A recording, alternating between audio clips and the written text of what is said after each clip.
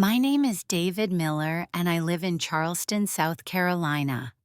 A few weeks before my sister's wedding, I found out that I wasn't invited. Not some distant relative or an old family friend, I was her brother. Someone who had always been there for her through every challenge, heartbreak, and triumph. Yet I was suddenly cut out of the celebration like an afterthought. I called my mom, Karen, immediately. Her tone was dismissive and cold. "It's just a wedding, David," she said. "You're overreacting." They had to make tough choices to keep the guest list small. But then I noticed something my sister had posted on social media about inviting nearly 150 guests. So much for a small, intimate gathering. The weight of betrayal hit me like a punch to the gut. I had helped her move twice, supported her through job losses, and stood by her in heartbreak. Yet I was apparently not important enough to be present on her special day. My mother brushed it off, calling me dramatic and telling me to stop making a fuss over something so trivial. That's when I realized I wasn't going to stand by quietly this time. If I wasn't welcome at the wedding, I'd make sure I was somewhere far better, somewhere that put me first for once. I booked a luxurious, all-inclusive trip to a resort in the Caribbean, complete with ocean views, spa treatments, and a private beach. This wasn't just a vacation, it was a statement. By the time the wedding weekend arrived, I was already relaxing in first class on my flight, champagne in hand. I posted a picture with a caption that said, "Got cut from the guest list, but I think I'll survive just fine."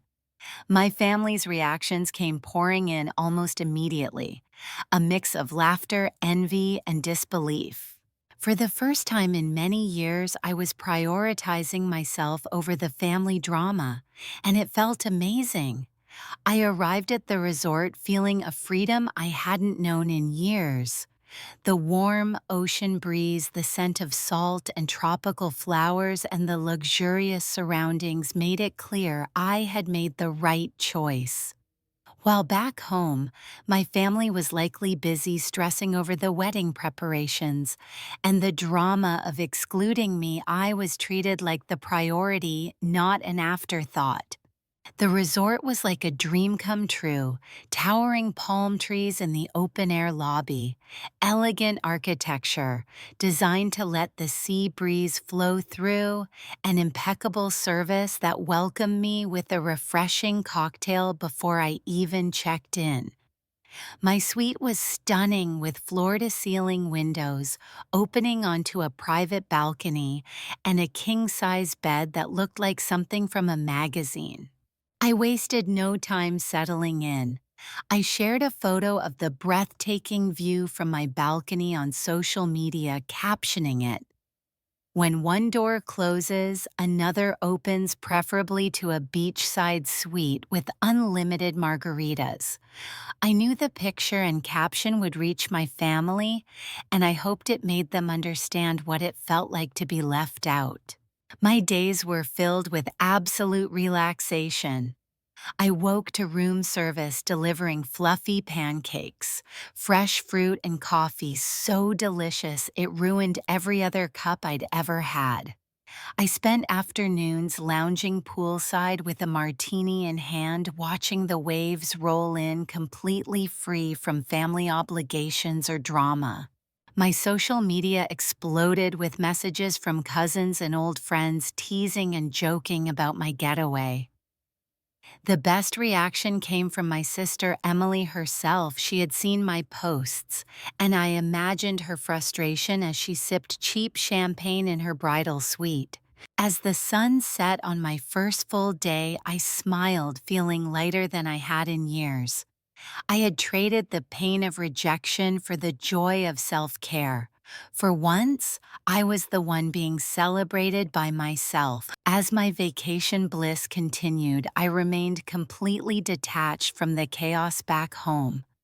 But then my phone started buzzing, nonstop calls and texts flooding in from my family. Names like Mom Emily, Cousin Jake, and even Uncle Rob lit up my screen relentlessly. At first, I ignored the barrage, choosing to enjoy my peaceful surroundings. Eventually, curiosity got the better of me and I checked the messages. The news was astonishing. Emily's wedding was unraveling fast.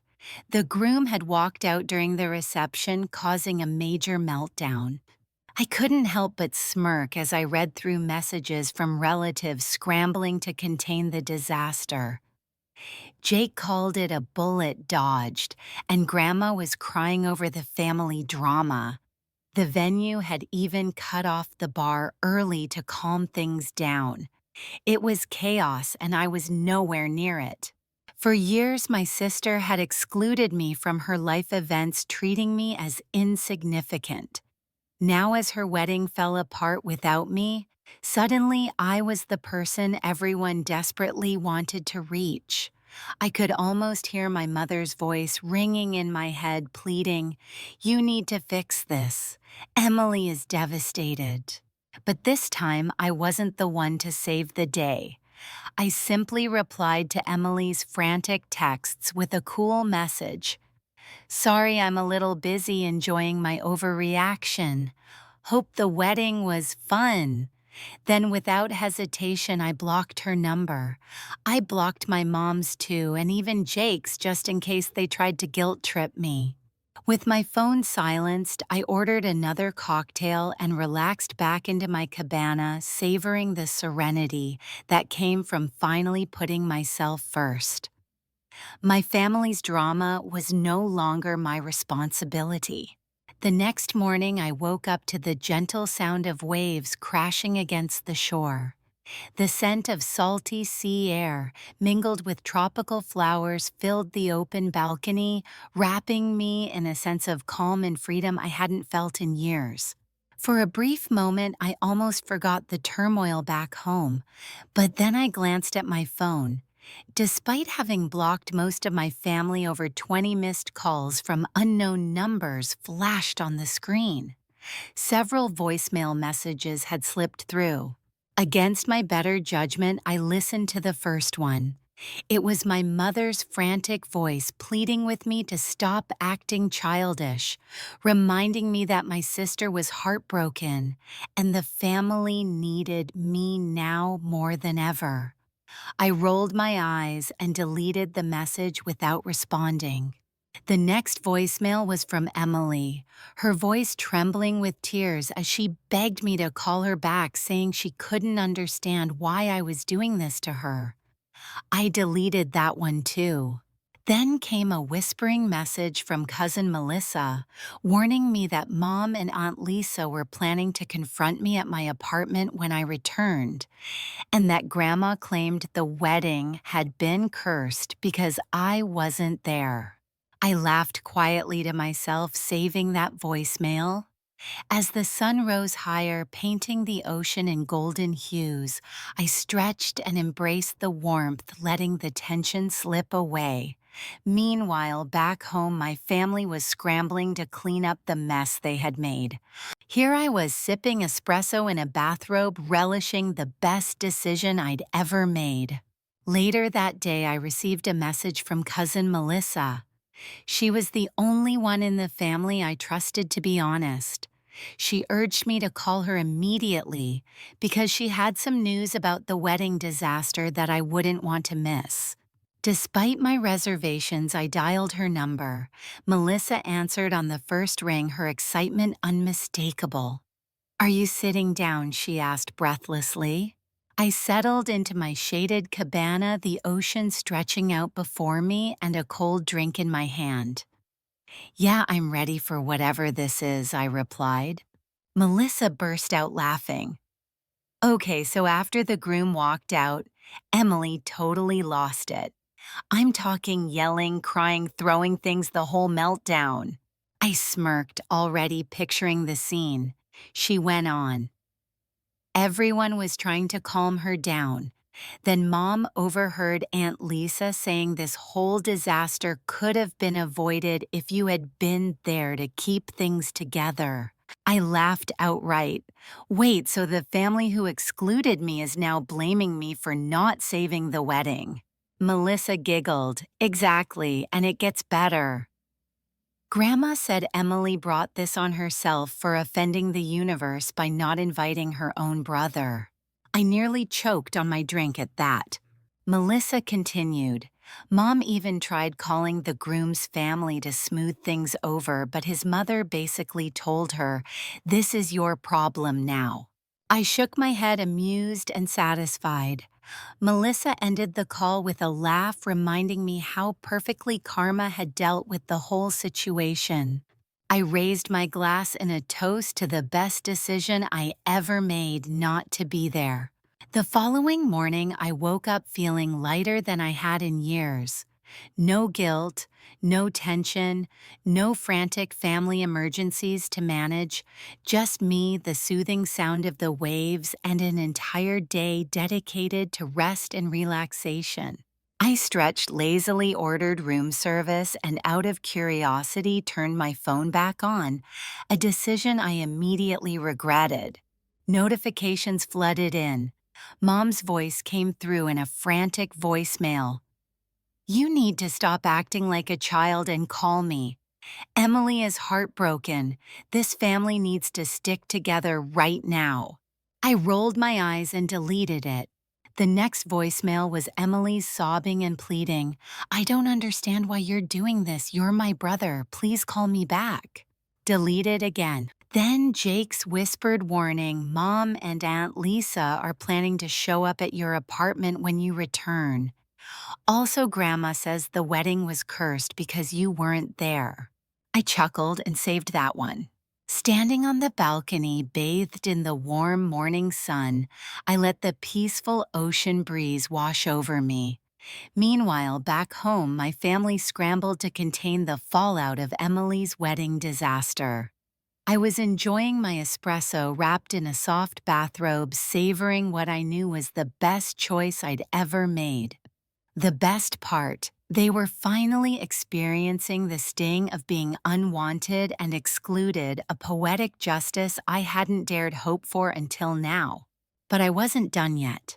I snapped a photo of my decadent breakfast, fluffy pancakes, fresh fruit, and a sparkling mimosa, and posted it with the caption, "Starting my day stress-free. Hope everyone back home is doing okay." Then I went through the blocked messages, smirked at the flood of missed calls, and ordered another mimosa. No plans to call anyone back. They could clean up their own mess. For the rest of the day, I basked in peace, scheduling a sunset cruise to enjoy the gentle ocean breeze and a five-star meal by the water. Later that day, as I relaxed under a shaded cabana sipping a tropical drink adorned with a colorful umbrella, my phone buzzed again. This time it was a message from Melissa, the only cousin who ever seemed to think clearly. "Okay, I know you're mad and totally justified, but you've got to hear what happened after the wedding. Call me. You're going to love this." Despite my better judgment, I dialed her number. She answered on the first ring, practically bursting with excitement. "Oh my God, you're finally answering. Are you sitting down?" I glanced out over the ocean, feeling calm and ready for whatever news she had. Melissa laughed breathlessly. After the groom left, Emily totally lost it. Not just tears-full meltdown. She was yelling, throwing things, just a complete scene. I smirked. Sounds about right. She continued. Everyone was trying to calm her down. Mom overheard Aunt Lisa saying that this disaster could have been avoided if you'd been there. Like you're always the one who mends things when Emily spirals. I burst out laughing, so let me get this straight. The same family that excluded me is now blaming me for not saving their wedding. Melissa giggled. Yep. Mom told Lisa she was being ridiculous, then they started yelling. Grandma even lectured Emily, saying she brought this on herself by offending the cosmos with her choices. I nearly choked on my drink as Melissa cackled. Grandma told Emily, "If you'd treated your family better, you wouldn't be alone in your wedding dress." I leaned back smiling. That's poetic justice. Melissa added, Mom even called the groom's family trying to fix things, but his mom just smiled and said, "This is your problem now." I laughed so hard I almost spilled my drink. So what's next for Emily? Melissa sighed. She's scrambling with some backup plan, but honestly, I don't think she'll recover from this. I took a slow sip of my drink and grinned. You know what the best part is? Melissa roared with laughter. What? I don't care. Melissa agreed I wouldn't either. Karma's doing its job. I thanked her for the update, feeling more satisfied than I had in years. They wanted a wedding without me. Now, thanks to their own selfishness, they got a disaster instead. I raised my glass to the sky and toasted to the best decision I've ever made. Then I switched off my phone and leaned back, letting the warm sea air carry away the last remnants of my guilt. The rest of that day, I intentionally stayed away from my phone. Instead, I booked a sunset cruise, allowing the gentle ocean breeze to wash over me as I enjoyed a lavish 5-star dinner by the water. Meanwhile, back home, my family was still reeling from the chaos of Emily's ruined wedding.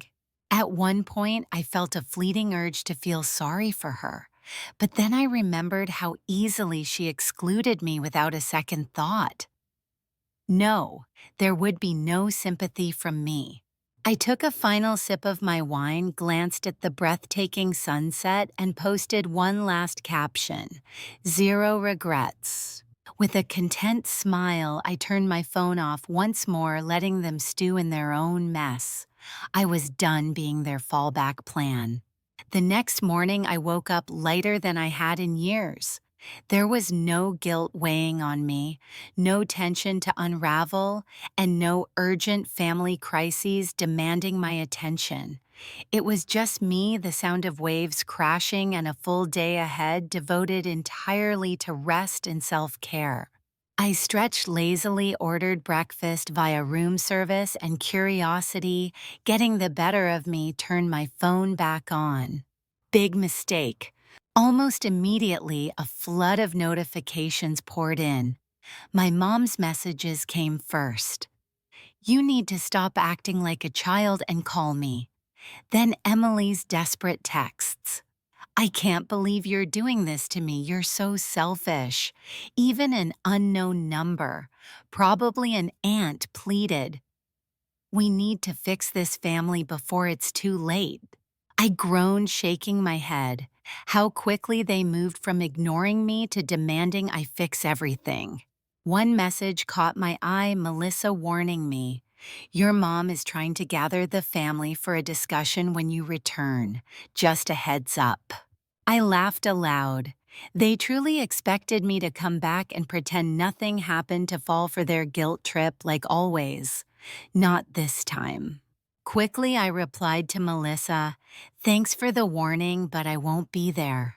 She responded with surprise and amusement. "Wait, what? You're extending your trip?" "Iconic, can't wait to hear all about it when you get back." I smiled, set down my phone, and extended my vacation for another week. No family, no drama, just me and the peaceful ocean. Before heading to the beach, I sent one final text to my mother and Emily. "Oh, so you want me around now? Sorry, I'm too busy enjoying my overreaction. Have fun cleaning up your own messes." Then I blocked their numbers once and for all. I laid back, ordered another tropical drink, and soaked up the sunshine. No guilt, no regrets, just peace. It was the best decision I've ever made. As my extended vacation unfolded, I found a sense of calm and freedom I hadn't experienced in years. Without the constant shadow of family drama looming over me, I was finally able to focus entirely on myself and my own happiness. Each morning greeted me with the soothing sound of waves and the scent of tropical blooms. My days were filled with quiet moments of reflection, leisurely breakfasts delivered to my room, and afternoons spent lounging beneath palm trees, savoring the warm sun and gentle sea breeze. Messages from family continued to pour in, begging, pleading, and demanding my attention. Yet I kept my distance, understanding that their desperation was a product of their own choices, their rejection and exclusion. Instead of engaging with their drama, I chose to cultivate my own joy. I explored the island's beauty, indulged in delicious meals, and embraced the luxury of uninterrupted rest. The irony was not lost on me while they scrambled to pick up the pieces of a broken wedding and fractured relationships. I was building new memories far removed from the pain. I felt empowered knowing that I was no longer a backup plan or a forgotten afterthought. I had taken control of my life and decided my worth on my own terms. When I finally returned home, it was with a renewed spirit and a clear boundary. I was ready to engage with my family only on my terms, not to fix their mistakes or soothe their guilt. This experience taught me the power of self-respect and the importance of standing firm when others fail to see your value. Sometimes walking away is not giving up, it's the first step toward finding peace.